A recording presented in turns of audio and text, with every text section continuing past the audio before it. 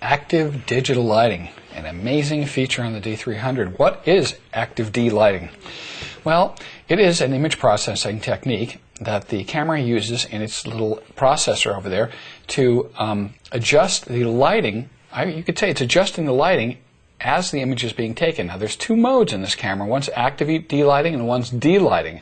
Active D lighting is the thing that happens as you're taking the picture. It analyzes and does it prior to taking the picture by adjusting the exposure in the camera, as where D lighting is a post-processing technique that's done in our image manipulation inside the camera afterwards. It's on a separate menu, so don't confuse those two.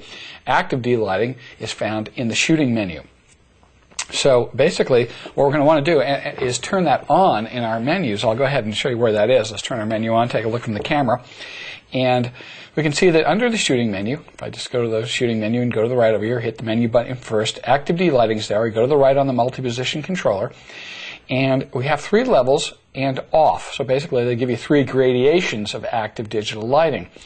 And what's going to happen, the way that these differ from each other is that the camera will underexpose just a little bit. And of course, the more you go to the high level, the more it will underexpose a touch to save from blowing out the white highlights. And this is used in very high contrast images is where you use this, when you have really dark and really bright areas.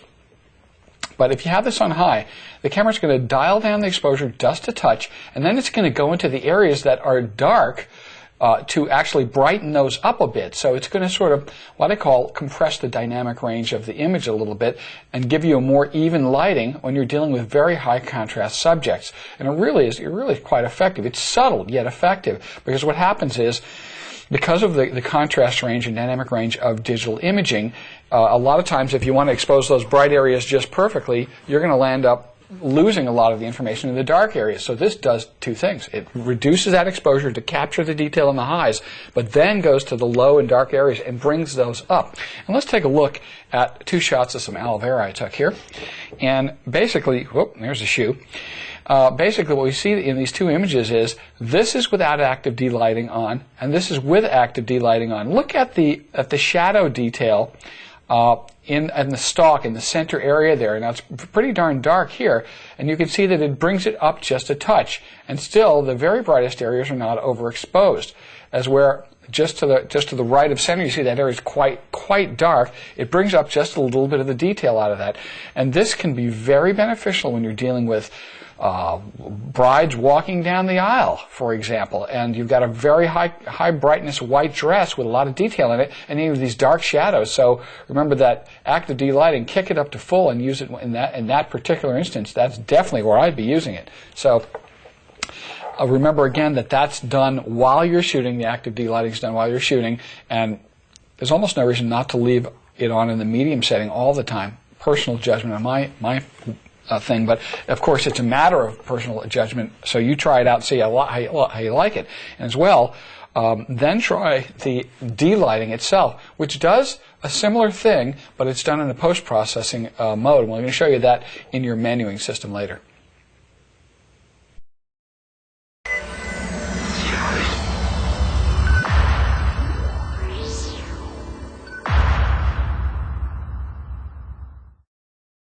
X-speed, high-speed image processing. Incandescent, fluorescent, that sort of color. Exposure is 35, which is ideal for this kind of effect. Now, summer, you'd probably have to get up at 5:45. It's pretty that easy. You're just going to move to your menu, and what you're going to want to use this for is... As we go up, just remember in your mind that 3200 is... Open it up. Remember that. What you want to do before you go out in the field. As you look, one of the shots is going to be out.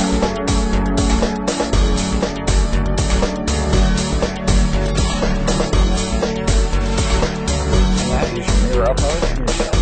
Still have to hold it down. And as soon as I press Which also then rebalances out 3,700, 1,000 if you have enough light water. This almost looks like fun. This is slow. like that, your images. Now we can start by pressing. Make a change, get the best picture possible. This camera has to the right. And you see here that there's 3 things that you don't have your exposure compensated. I think we'd love to hear your questions. You'll have all your directly. Take your lens, zoom in. So you can get to those options easily. good. But if you're also, it's going to blink. You see a slight blink In the middle, in that case, it was the for door about 25 seconds. So, my little deck with my lunch chairs up there. Bring the next one to neutral. That is where, I took a nice picture here, a panoramic picture, and I want to turn counterclockwise. And I'd like to take you through the section and learn to them. So, basically, we've got one out opens up at night. how the building is built. Here's to have a lot of fun. I get some shots of you here. We talk about this really one select. Just mention stuff up. I've got Nikon D300.